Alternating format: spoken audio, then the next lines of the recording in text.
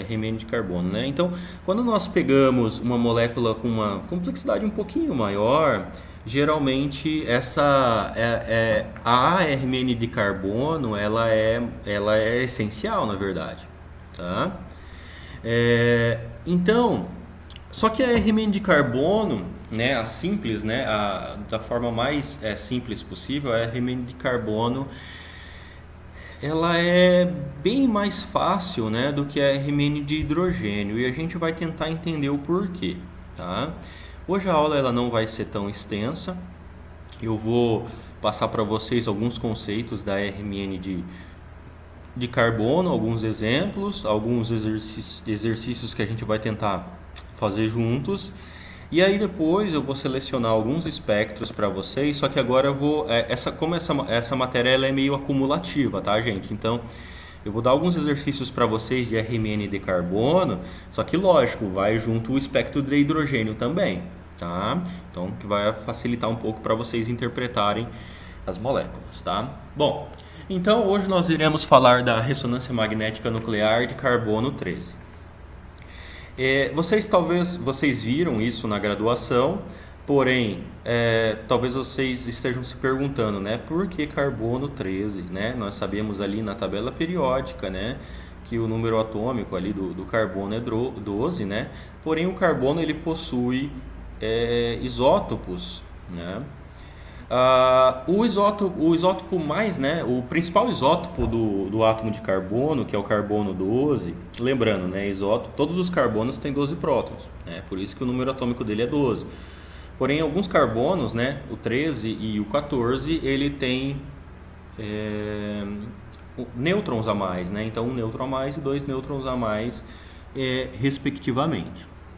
Então, nós sabemos aqui que o carbono 12 ele não tem um spin magnético. Só confirmem, gente, vocês estão vendo o meu mouse? Tá. Então, o carbono 12 ele não tem spin magnético. Por quê? Se a gente usar aquela tabelinha lá das primeiras aulas, né, o carbono 12 ele tem um número atômico, né, par, e a massa também par, né? Então ele acaba não tendo esse spin nuclear magnético. O carbono 13, apesar de ser bem menos abundante, ele tem um spin magnético, porém apenas cerca, né? Eu coloquei aqui 1%, mas é 1,0 alguma coisa. Ele tem na amostra de carbono, né? Então apenas 1%, cerca de 1% de todo o carbono disponível é carbono 13. Lembrando que existe o carbono 14 também. O carbono 14 ele é menos, né, menos disponível ainda, ou seja, mais raro. E ele tem uma característica interessante que ele é radioativo. Ele também não é ativo no RMN, tá? Mas como ele é radioativo, ele é utilizado para datação de carbono, né? Então, carbono 14, aquela datação de carbono 14. Aqui começa os problemas do carbono 13. A razão giromagnética do carbono 13 é cerca de 1/4 do hidrogênio. Bom, então aqui nós começamos a ter o primeiro problema aqui, que nós temos apenas cerca de 1% de todo o carbono na amostra é carbono 13. Então nós já temos carbono 13 em baixa quantidade. Além disso, a razão giromagnética do carbono 13 é cerca de 1/4 do hidrogênio, o que faz com que, se você tiver pouca amostra, depois a gente vai falar em quantidades, né? Mas se você tiver em poucas amostras, alguns sinais eles vão ser muito fracos e muitas vezes nós podemos confundir com ruído. Ou seja, você tem um espectro de carbono, de RMN de carbono, e alguns sinais ali que você esperaria encontrar em uma determinada faixa, você não vai saber diferenciar se é um ruído ou é um sinal de carbono. E no caso de carbono, centenas de espectros eles são tirados, daí aparece a média, né? Pelo fato de a amostra de carbono ser apenas 1%, né? Todo o carbono 1% e uma baixa razão giromagnética, O tempo de análise, né? O tempo de análise de RMN de carbono num espectrômetro normal, geralmente ela é bastante alta, né? Por exemplo, só para vocês terem uma ideia, se vocês pegarem uma molécula relativamente pequena, né? Vamos lá, uma molécula não tão pequena, mas relativamente pequena. Imagine uma molécula do colesterol, que geralmente o pessoal tem mais ou menos a ideia de uma molécula, né? Se você pegar 10 miligramas de colesterol e fazer uma análise de hidrogênio, né, de RMN de hidrogênio, ali em cerca de 1 minuto, 2 minutos no máximo, ali você consegue obter um espectro muito bom do colesterol, se você utilizar um equipamento até razoável ali de 300 ou 400 MHz. Porém, para você pegar essa mesma amostra e fazer um RMN de carbono, geralmente, né, 10 miligramas ainda até é uma quantidade razoável, mas você demora aí de 1 hora, 2 horas. Se você tiver pouca amostra, ou seja, 1 miligrama, 2 miligramas ou até menos do que isso, você pode demorar aí até 12 horas para você obter um espectro de carbono relativamente bom. Então, né, tem essa pergunta aí, né? Onde está o Wally? Por quê, gente? Imagine uma molécula que tenha 100 átomos de carbono. Eu vou colocar 100 porque fica um pouco mais fácil de explicar, tá? Mas é proporcional. Então, imagine uma molécula que contenha 100 átomos de carbono. Vocês viram ali anteriormente que apenas 1%, vamos arredondar para 1%, né? Então, apenas 1% dos carbonos naquela molécula são carbono 13. Só que aí nós temos uma dificuldade, né? Porque se a molécula ela tem, imagine uma cadeia linear de 100 átomos de carbono.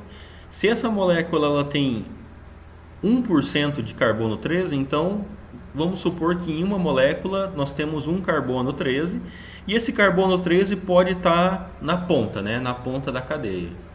Para você obter o espectro de carbono, lógico, nem todos os carbonos 13 eles devem estar no mesmo lugar, eles têm que estar distribuídos, né, randomicamente aí pela molécula.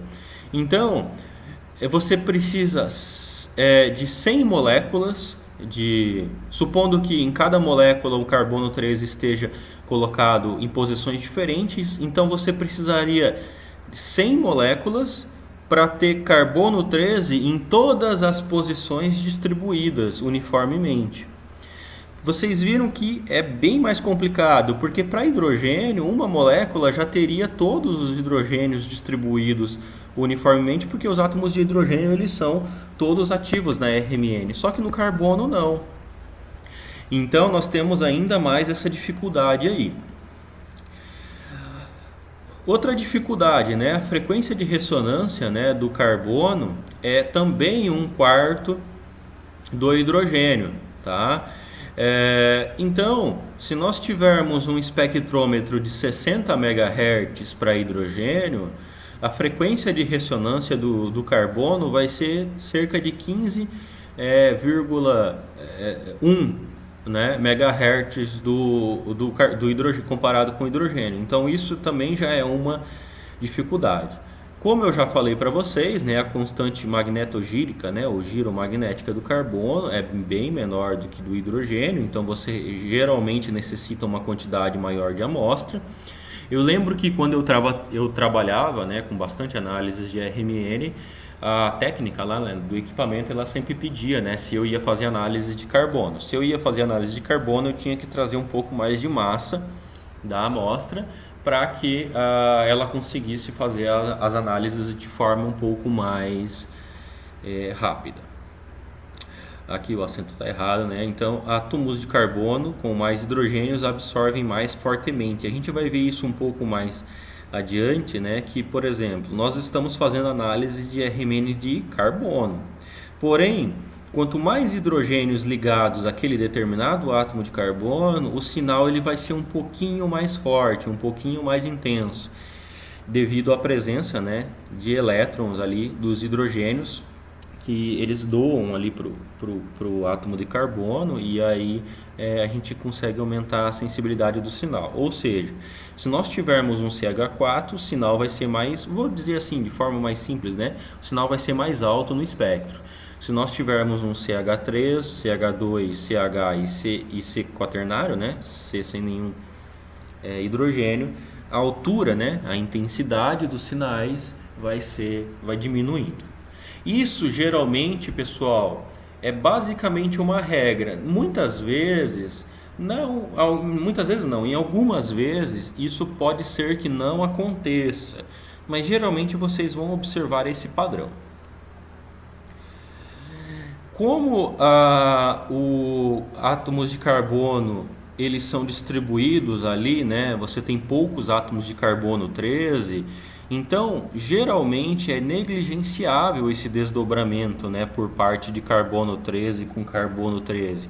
Ou seja, é muito difícil, pode acontecer, claro, mas é muito difícil e é muito menos provável você ter muitas moléculas com carbonos 13 um do lado do outro para que ocorra acoplamento, como nós vimos que pode ocorrer acoplamento no hidrogênio.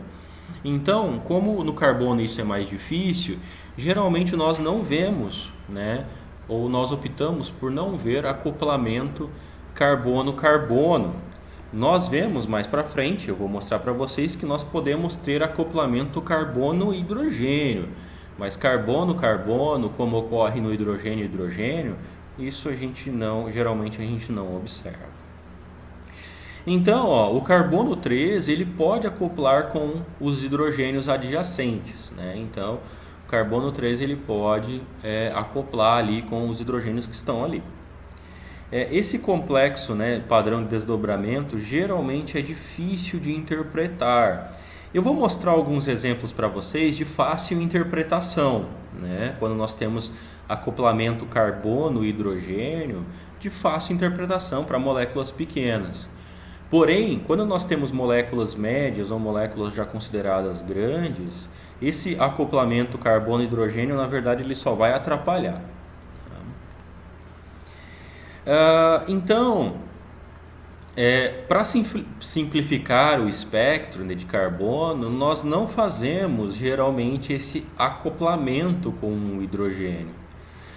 Então, para isso, né, nós irradiamos, né, os hidrogênios de modo que seus estados de spin se interconvertam rapidamente para que não ocorra esse acoplamento. Ou seja, a gente geralmente obtém espectros de carbono desacoplado ao hidrogênio. O núcleo de um átomo de carbono, ele vê, né, sente a média de todos os espectros, todos os possíveis estados de spin do hidrogênio ligado a ele. Porém, né, portanto, cada diferente átomo de carbono origina um único sinal, não desdobrado, espectro desacoplado. Por isso que eu falei para vocês ali no início da aula, pessoal, que o espectro de carbono ele é muito mais simples de você interpretar, porque se a gente fizer o espectro desacoplado, cada átomo de carbono na molécula nós vamos ver apenas um único sinal, fazendo um comparativo meio esdrúxulo ali com o RMN de hidrogênio, mas esse único sinal ele é como se fosse um singleto, tá? Então, para cada átomo de carbono na molécula, nós vamos ver um singleto, tá? Mas nós não podemos falar que é singleto, ok, tá, gente? Em espectro desacoplado, nós simplesmente falamos que é um sinal, tem um átomo de carbono ali referente àquele sinal. Então, aqui, ó, para uma molécula simples, né, o 2-butanol, um espectro desacoplado para RMN de carbono, vocês vão ver simples sinais. Então, isso aqui é um espectro real, tá, gente? Então, esse sinal aqui em 0, ele é correspondente ao TMS, né? Aquele padrão que eu já até comentei com vocês, que é utilizado para referenciar o espectro. Então, isso aqui é o sinal do carbono do TMS, que geralmente vocês só utilizam para zerar aqui, tá? Vocês não utilizam para interpretar. Esse sinalzinho menos intenso aqui, esses 3 sinaizinhos menos intenso aqui, Toda vez que vocês fizerem um espectro de carbono no solvente clorofórmio, né, principalmente clorofórmio deuterado, vocês vão ver ali um sinalzinho ali perto de 77 ppm. Na verdade, 3 sinaizinhos que podem ser pequenininhos, podem ser um pouco mais intensos, referente ao solvente. Então, geralmente a gente não utiliza esses daqui também para nada, tá? Então, olha só nesse espectro, nós temos 4 sinais de átomos de carbono e nós temos 4 átomos de carbono nessa molécula. Lembrando, essa molécula ela não tem um plano de simetria, então se nós temos 4 átomos de carbono nessa molécula, nós iremos ver 4 sinais de átomos de carbono. Gente, geralmente aqui nos deslocamentos químicos, no hidrogênio, vocês viram aqui que ia de 0 até ali 10, 12, 14 ppm. Átomos no RMN de carbono, vocês vão ver que essa escala aqui de ppm vai até 200, 250 ppm para carbono. Aqui o espectro está cortado porque não tem nenhum sinal ali acima ali de 80 ppm, tá? Gente, aqui o espectro de carbono ele segue mais ou menos a regra ali do hidrogênio, que em carbonos próximos ou ligados a átomos eletronegativos, por exemplo, esse CH, que está ligado diretamente a esta hidroxila, eles são os sinais mais desblindados. Então, nós sabemos que esse sinal aqui, desse carbono ali próximo de 70 ppm, é um carbono ligado a uma hidroxila. Nós vamos ver mais para frente que esses carbonos, nós começamos a dar nomes a eles, tá? Então, todo carbono que tiver ligado a uma hidroxila, se o carbono ele não for aromático, né, ou seja, fenol, mas se for um alifático ligado a uma hidroxila, nós chamamos isso de carbono carbinólico, tá? Então, esse sinal aqui é sinal de carbono carbinólico. Nós vemos aqui que nós temos dois CH3, tá? Se fosse no hidrogênio, era fácil identificar quem é quem, né? Porque para espectro de hidrogênio, isso aqui deveria dar um tripleto, esse hidrogênio aqui deveria dar um tripleto, e esse hidrogênio aqui deveria dar um dupleto, né? Porque tá só um CH ali próximo. No carbono, vocês podem ver que a gente não tem muita essa diferença, né, desses CH3. Porém, nós sabemos que quanto o átomo de carbono mais longe tiver do átomo eletronegativo, mais blindado ele vai ser, tá? Então aqui, ó, nós temos o espectro ali, né, o sinal relativo dessa metila aqui mais blindada. Bom, e quem é quem aqui, né? Esse CH3 e esse CH2, quem é quem? Bom, se vocês analisassem o espectro de carbono e vocês ainda não tivessem tanta experiência, não daria, simplesmente o espectro de carbono não daria para vocês identificar exatamente com certeza. Olha, esse sinal aqui perto de 20 ppm é desse, ou esse sinal aqui perto de 30 ppm é desse. Não teria como vocês terem certeza analisando somente o espectro de carbono. Se vocês tiverem um espectro de hidrogênio, principalmente na forma bidimensional, que vai ser os próximos tópicos futuros, vocês viriam que esse sinal aqui, ele é desse CH3 e esse sinal aqui ele é desse CH2. Porém, como vocês estão começando agora, como que vocês poderiam supor quem é quem?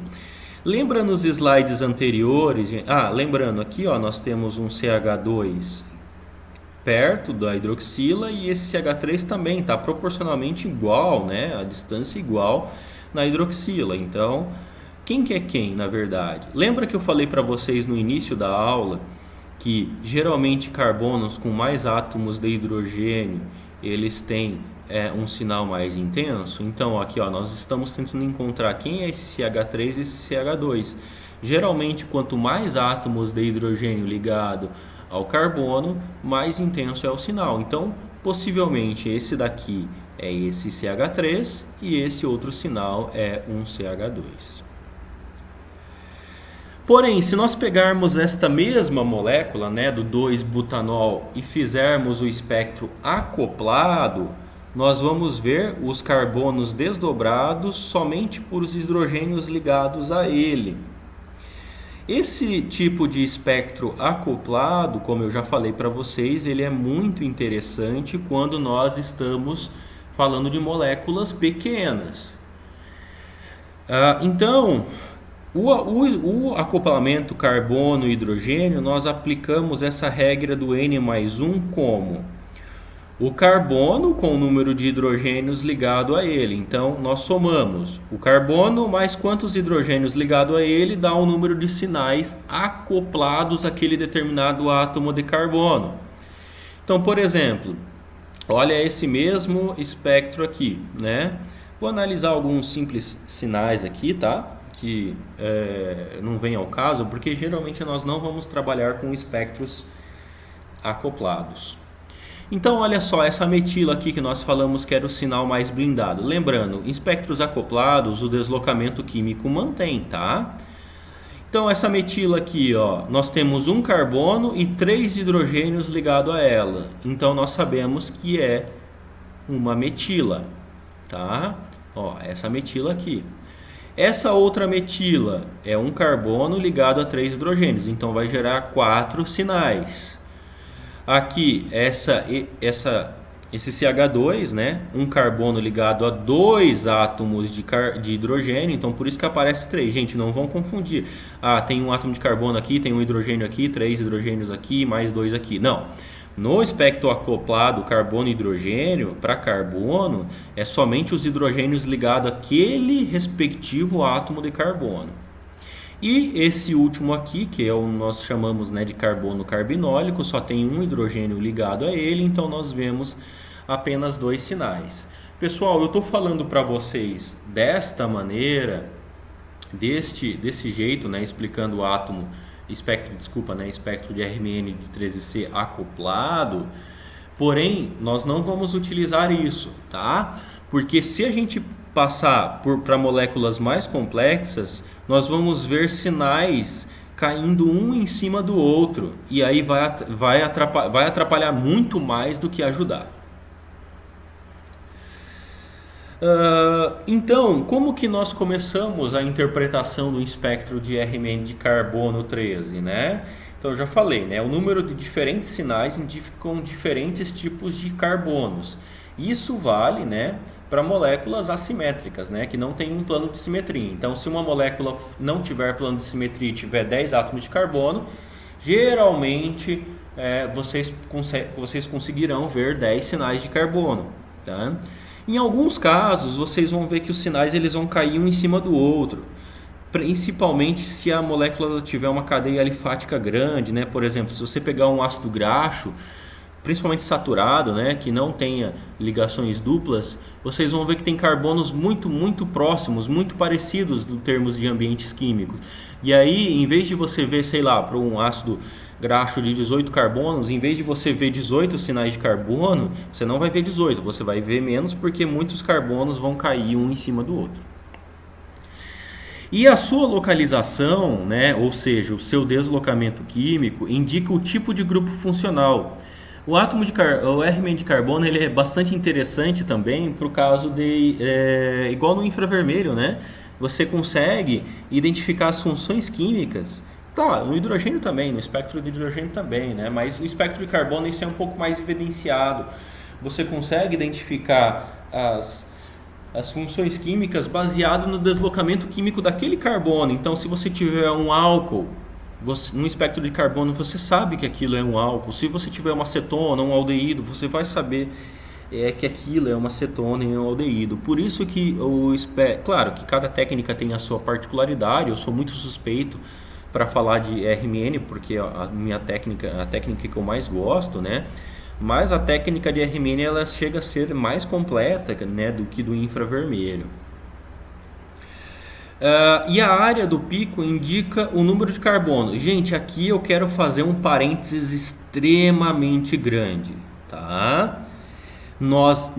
Geralmente nós não integramos área de espectro de carbono tradicional, porque isso não é válido. Existem algumas técnicas que nós chamamos RMN de carbono, né? Ou seja, RMN de carbono quantitativo, que daí sim nós podemos integrar. Porém, a grande maioria dos espectros de carbono obtidos, nós utilizamos apenas para qualitativo, tá? Ou seja, identificar sinais de carbono, identificar funções químicas, tá? Nessa disciplina nós não vamos falar de carbono quantitativo, tá? Então, eu só estou mostrando isso aqui para vocês que existe sim a técnica de carbono quantitativo, mas ela não vai ser abordada aqui. E aqui, como eu já mostrei para vocês nos slides anteriores, né, o padrão de desdobramento indica o número de hidrogênios ligado àquele determinado átomo de carbono, porém nós também não iremos trabalhar com técnicas acopladas de carbono nessa disciplina. E quando vocês trabalharem com moléculas mais complexas, vocês vão realmente identificar o porquê disso. Então, uma cetona, né, aqui, né, um espectro que eu peguei, né, real, você tem um espectro acoplado em cima e o espectro desacoplado embaixo. Então, como eu falei para vocês, né, nós temos para moléculas simples, até que o espectro acoplado ele é interessante, né? Mas geralmente nós vamos utilizar o espectro desacoplado. Então vocês podem ver aqui, ó, que carbonila, né, ou seja, esse carbono aqui da acetona, né, ele cai ali em 210 ppm, mais ou menos, né? A aldeído é um pouquinho mais, mas a acopla cai ali em 210. Vocês podem ver que tanto em acoplado quanto desacoplado, os deslocamentos químicos são sempre os mesmos, tá? Aqui, ó, eu já vou começar a mostrar algumas tabelinhas para vocês. Então, aqui nós temos no eixo X aonde que mais ou menos cai ali a faixa, né, do deslocamento químico e algumas funções químicas. Então vocês podem ver que as aldeídos e cetonas possuem os carbonos mais desblindados ali. Pode chegar até 180 se for uma cetona ou um aldeído alfa beta insaturado, tá? Mas geralmente nós vemos ali depois de 200 e 220 para aldeídos principalmente. E cetonas, ácidos carboxílicos e seus derivados. Lembrando, quais são os derivados de ácidos carboxílicos, né? Ésteres, anidridos, né? Enfim, cloretos de ácido, né? Geralmente são os derivados de ácidos carboxílicos. Olha aqui, alcenos. Essa faixa de alcenos, gente, vale tanto para alcenos comuns quanto ligações duplas carbono-carbono de aromáticos. Então, quando vocês virem um sinal aqui perto ali de 140 ppm, é um grande indício que na sua molécula tem algum anel aromático. Nitrilas, né, carbonos de C-tripla-N, né, então ali perto de 120. Alcinos, né, se não for alcinos terminais, né, alcinos dentro da cadeia, você tem ali entre 60, 70 e 90 ali ppm, tá? Álcoois primários, né, pode ser secundários ou terciários também, eles caem nessa região que nós chamamos ali de carbonos carbinólicos, tá? Quero fazer um outro parênteses aqui, né? Então aqui é o carbono carbonílico de aldeídos e cetonas. Geralmente na graduação, não sei se para vocês foi ensinado isso também, mas geralmente na graduação nós chamamos carbonila tudo que for C-dupla-O, né? Aldeído, cetona, ácido, éster, enfim.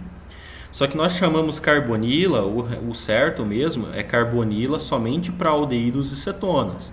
Aquele C-dupla-O de ácidos carboxílicos e éster nós chamamos de carbono carboxílico, tá? Então, carbonos quaternários, ó, então nós temos um carbono que não tem nenhum átomo de hidrogênio, já é mais blindado. Carbonos terciários, né? Carbonos ligados a halogênios, tá? Ó, heteroátomos aqui, né? Então, carbono com bromo, cloro, nitrogênio, carbono CH2 em meio de cadeias alifáticas e CH3, né, que são metilas terminais ali. Geralmente elas são as mais blindadas, tá? É muito difícil a gente encontrar um sinal para moléculas orgânicas mais tradicionais, ou seja, que tem apenas átomos de carbono, hidrogênio, oxigênio, nitrogênio, fósforo, enxofre. É muito difícil a gente encontrar um sinal um pouco mais blindado do que uma metila, né, em cadeia ligada a um carbono em terminal de cadeia ali, né?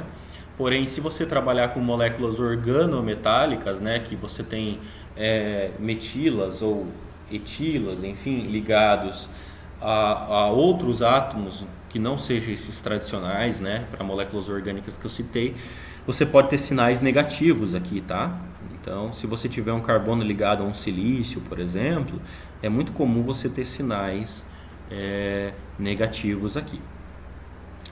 Então aqui, essa tabelinha aqui é uma comparação, né? Se a gente tiver um espectro de hidrogênio, então ali nós temos ali de 10 a 15 ppm, e se nós tivermos o espectro de carbono, né, nós vamos ali de 0 até 200, 220 ppm, tá?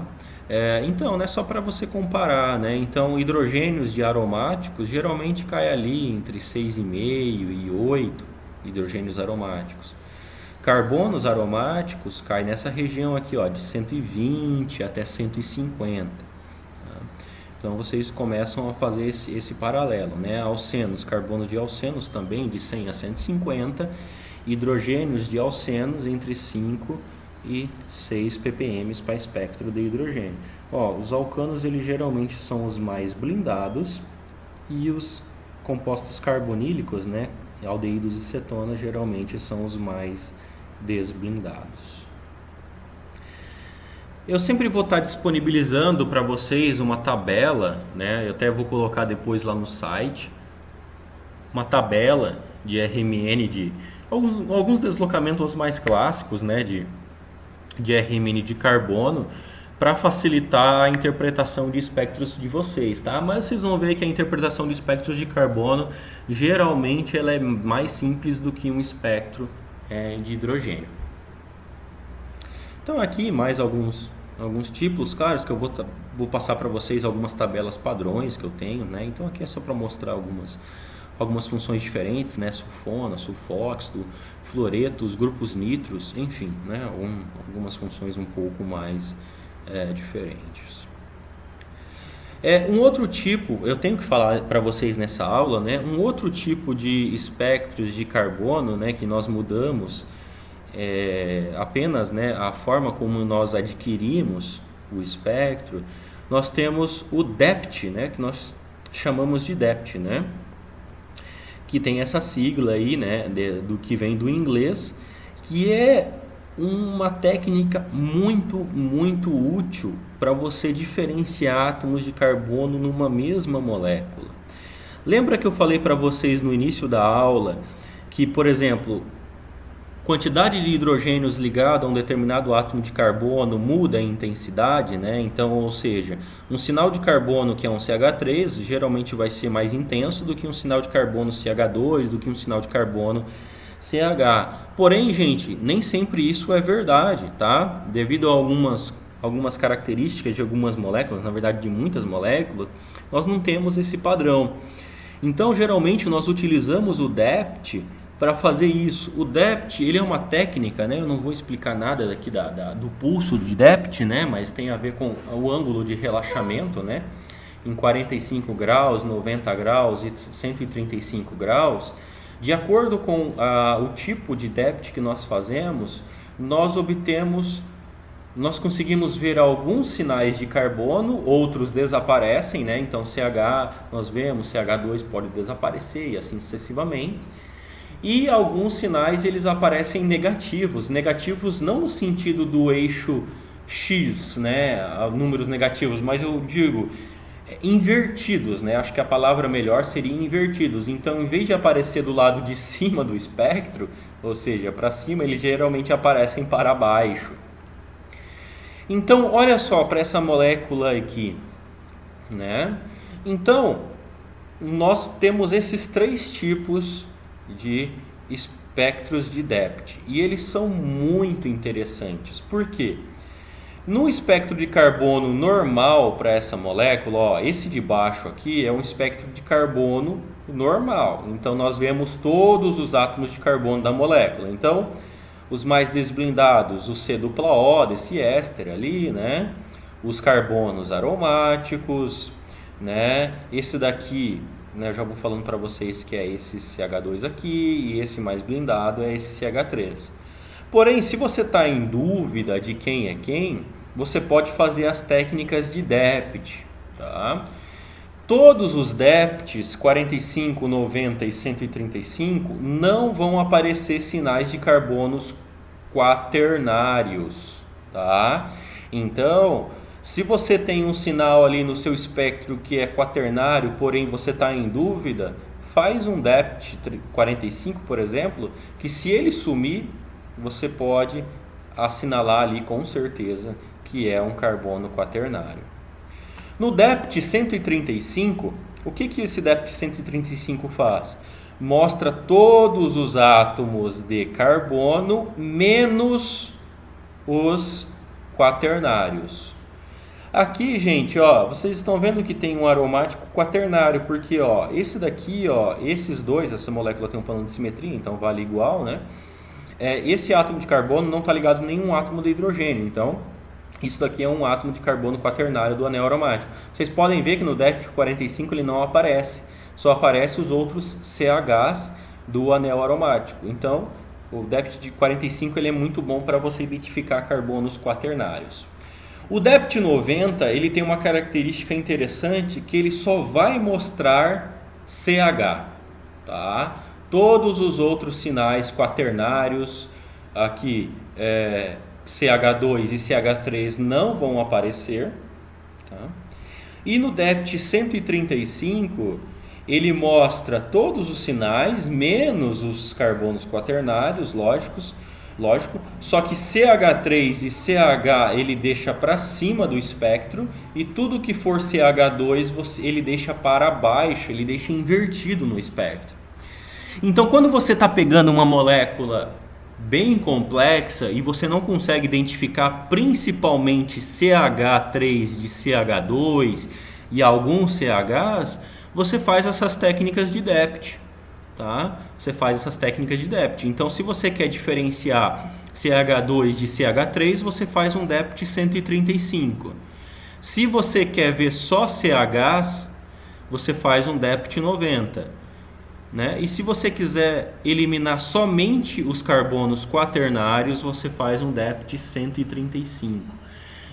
Desculpa, depth 45. Né? Então, realmente, pessoal, eu falo por experiência própria, os espectros de carbono de depth eles são realmente muito bons, muito importantes, principalmente para quem trabalha com química de produtos naturais, você quer identificar um composto aí mais complexo, tá? Então, um resuminho, né? Se você tiver CH, vai ser positivo no depth 45 e também, né, no depth 90 e no depth 135. Se você tiver CH2, no 45 vai ser positivo, no 135 vai ser negativo e não vai ser observado no depth 90.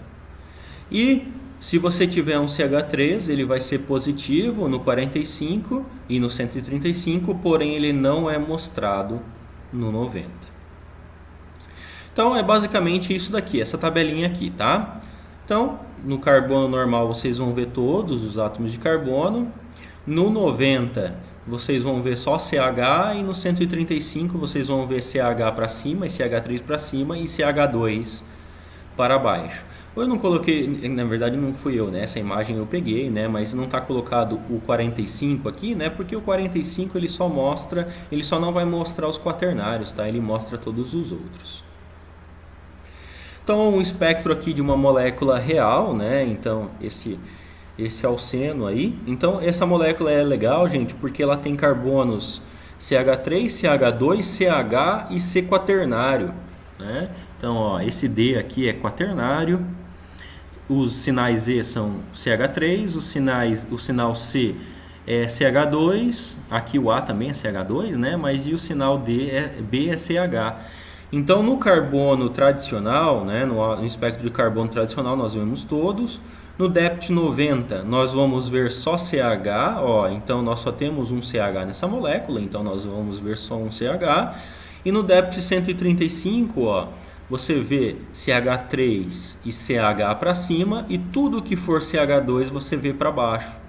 Então, se você está em dúvida se isso aqui é um CH2 ou um CH3, faz um DEPT 135 que vai solucionar esse problema para você. Aqui, né, um espectro de carbono tradicional do metilmetacrilato, né? Então eu só coloquei aqui para vocês verem, né, a carbonila de éster, né? Aqui, ó, carbonila de éster, essa carbonila do alceno, é quaternário, né? Então carbonila do alceno. Esse CH2 de alceno também, ó, cai ali na região ali perto de 130 ppm. Sinais do cloroformo deuterado, que é o solvente que nós utilizamos, sempre vai aparecer ali perto de 77 ppm. E nós temos duas metilas, né? Essa metila e essa metila. Como nós sabemos quem é quem, né? Essa metila aqui, ela está ligada a um átomo eletronegativo. Então, essa metila é do éster e essa outra metila aqui é do alceno.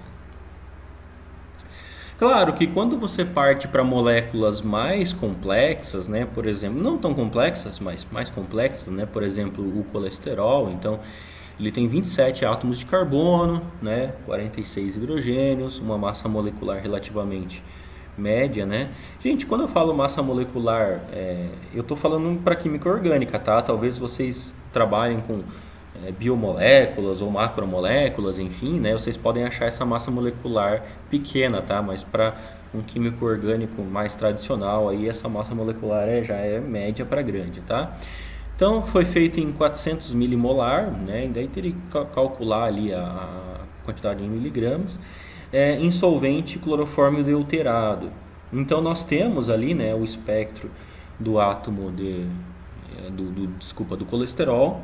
Eu destaco aqui alguns sinais já característicos, né? Então, ó, o sinal do carbono 8, ó, carbono carbinólico. Lembra que eu falei para vocês que cai nessa região todo o carbono alifático ligado a hidroxilas. Ó, nós temos aqui, ó, um alceno, sinais dos alcenos, tá? E claro, depois os outros sinais, né, eles já são sinais mais complexos. Lembrando, gente, isso aqui não é espectro acoplado, tá? Cada sinalzinho desse é um único átomo de carbono. Por isso que aqui nós vemos a importância, né, e a validade de não se fazer espectros acoplados. Porque se a gente fizesse acoplado, nós iríamos ver uma bagunça de sinais nessa região aqui, que iria atrapalhar tudo a nossa interpretação de espectros, tá? Claro que aqui, né, no caso do colesterol, se a gente fizesse um DEPT, ele ia ajudar bastante, né? Então nós temos bastante molécula, bastante carbonos com CH, ó, bastante carbonos com CH, bastante carbonos com CH2 e alguns carbonos CH3, né? Então isso ajudaria muito a interpretação do espectro, tá? Bom, agora, né, para a gente ir para os finalmente, né? Eu coloquei alguns espectros, né? Esses espectros eu mesmo fiz de algumas moléculas um pouco mais simples. Eu coloquei espectros tradicionais, eu não coloquei espectros de DEPT aqui, tá? Então, por exemplo, gente, se vocês até quiserem depois abrirem o microfone para ir falando, tá? Mas depois eu vou disponibilizar essa aula lá no site para vocês, tá? Vocês podem depois imprimir ou riscar o PDF que vocês quiserem, tá? Mas, por exemplo, esse butanol aqui, né? Ele tem quantos átomos de carbono? Ele tem 4 átomos de carbono. Essa molécula ela não tem nenhum plano de simetria, né? Então, se ele tem 4 átomos de carbono, você deveria observar 4 sinais de carbonos. Porém, quem é quem? Né? Bom, nós já vimos aqui, ó, que esse carbono ligado à hidroxila, que nós chamamos de carbono carbinólico, ele cai ali entre 60 e 80 ppm. Então, esse sinal aqui é resultante daqui, tá? Desse carbono. Os outros sinais, quem é quem? Bom, como essa molécula é linear, gente, o átomo mais eletronegativo está numa posição terminal, então geralmente segue a sequência, tá? Então esse é o mais desblindado, esse daqui é o segundo mais desblindado, esse daqui é o terceiro mais desblindado e, consequentemente, a metila é o sinal mais blindado. Vocês viram a intensidade aqui, né? CH3 tem um sinal de carbono mais intenso e CH2 tem um sinal de carbono um pouquinho menos intenso. Pessoal, olha essa cetona, tá? Essa cetona, ela tem duas metilas nesta posição aqui que elas estão no ambiente químico igual, né? Porque essa ligação aqui ela gira, tá? Então, por isso que vocês estão vendo um sinal aqui muito intenso, porque nós estamos somando, né, o sinal de carbono dessas metilas aqui. Então, vocês estão vendo um sinal aqui bastante intenso. Bom, carbonos carbonílicos de cetona, você ali tem entre 200 ali, 210. Então, esse daqui é o carbono carbonílico da cetona, né, um carbono quaternário. E os demais sinais, né? Quem é quem, né? Bom, aqui nós temos uma sobreposição de sinais que eu não ampliei, mas nós temos, né? Então, quantos sinais nós temos para essa molécula? 1, 2, 3, 4, 5, 6, tá? Então, aqui no espectro nós vemos 1, 2, 3, 4, 5. Por que nós estamos vendo 5 e não 6? Porque aqui eu não ampliei, tá? Desculpa, até foi uma falha minha. Mas esse sinal aqui, né, o segundo mais blindado, ele tem dois sinaizinhos de carbono, um próximo ao outro, tá? Então, eu não mostrei ali, mas em outro exemplo eu mostrei uma ampliação. É por isso que eu acho importante, gente, vocês trabalharem com o software, tá? Eu sempre mandar espectros para vocês e vocês fazerem isso no software, porque vocês conseguem manipular da maneira com que vocês quiserem, tá? Ah, será que tem um sinal ali quase muito pertinho ali um do outro? Se tem, eu vou abrir no software para dar uma olhada. Ah, tem ou não tem, entendeu? Então, ele é muito importante. Bom, esse sinal, essa amina aqui secundária é um espectro um pouco mais complexo, né? Nós temos alcenos, carbonos de alcenos, tá? Então aqui, ó, na região de 110 a 150 ppm, sempre nós vamos ter sinais de carbono dupla, né? De dupla, carbonos com duplas ligações, que podem ser alcenos normais ou aromáticos. Nós temos esse carbono ligado ao nitrogênio, que geralmente é o mais desblindado dessa região aqui, né? Então, e depois nós temos 1, 2, 3 átomos de carbono, 1, 2, 3 átomos de carbono. Então, nesse espectro para essa amina aqui, nós não temos nenhum sinal sobreposto. Bom, aqui eu ampliei, tá? Eu peguei esse espectro e ampliei. Isso daqui é um ácido carboxílico, né? O parametil ácido, né? Parametil benzoico. Ele tem um plano de simetria, ó, tá? Ele tem um plano de simetria, o que significa que esse carbono é igual a esse e que esse carbono é igual a esse, tá? Então, quantos sinais no espectro de carbono nós deveríamos esperar? Então, 1, 2, 3, 4, 5, 6. 6. 1, 2, 3. Aí eu ampliei essa regiãozinha, 4, 5 e 6. Gente, essa região aqui, ó, é a região dos aromáticos, tá? Geralmente é a região dos aromáticos. Vocês estão vendo dois sinais aromáticos mais intensos, que são esses daqui. Geralmente são CHs, tá? Então temos esse CH e esse CH aqui. Esse outro sinalzinho aqui é de um carbono quaternário e esse outro sinalzinho aqui também é de um carbono quaternário. Então nós temos um carbono quaternário aqui e outro carbono quaternário aqui. Quem é quem? Bom, aí a gente teria que utilizar uma tabelinha para a gente ajudar, né? Porque só no espectro de carbono a gente não poderia identificar. Quando a gente analisar espectros bidimensionais, principalmente HMBC, vocês vão ver que vocês vão conseguir matar isso muito fácil, né? Vocês vão conseguir encontrar isso muito fácil, tá? E depois a metila aqui, que cai em 20 ppm ali, né? A metila ligada ao anel aromático, tá? E um sinal aqui de uma cetona, né? Alfa-beta insaturada. Lembra, gente? Olha só que interessante. Eu vou voltar aqui o espectro. Nós tínhamos uma cetona normal.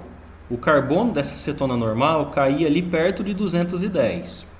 Quando nós temos uma cetona alfa-beta insaturada, nós temos um abaixamento, né, uma leve blindagem do carbono da cetona, porque nós temos mais elétrons nessa região que por efeito de ressonância está blindando um pouquinho esse átomo de carbono. Então, para qualquer composto carbonílico, carboxílico, se ele for alfa-beta insaturado, né, então posição alfa, posição beta, uma insaturação entre essas duas posições, se nós tivermos um composto carbonílico, carboxílico alfa-beta insaturado, geralmente o carbono da C-dupla-O ele vai cair um pouquinho mais blindado, né? Um pouquinho mais para a direita do espectro.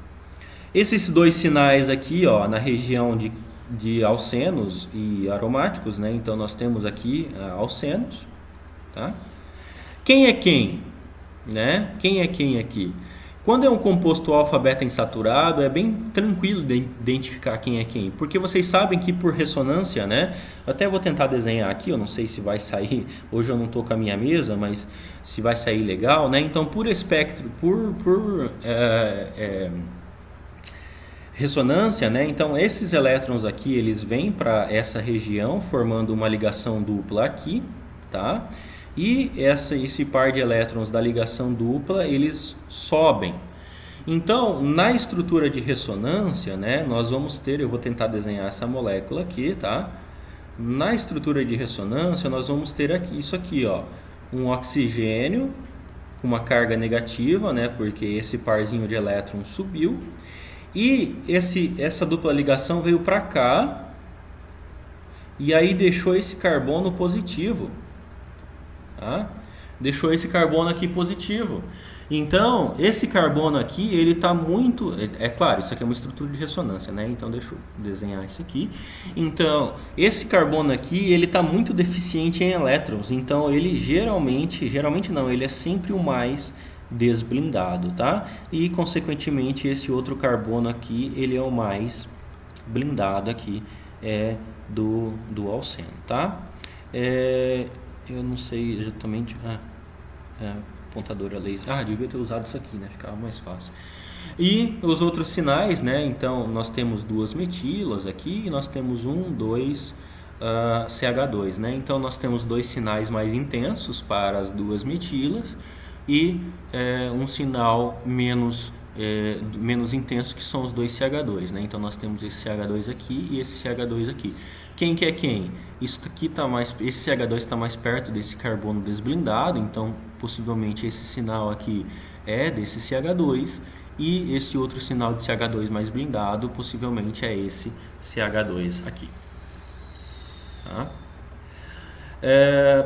Ok, gente, então sobre IRMN de carbono é isso, tá?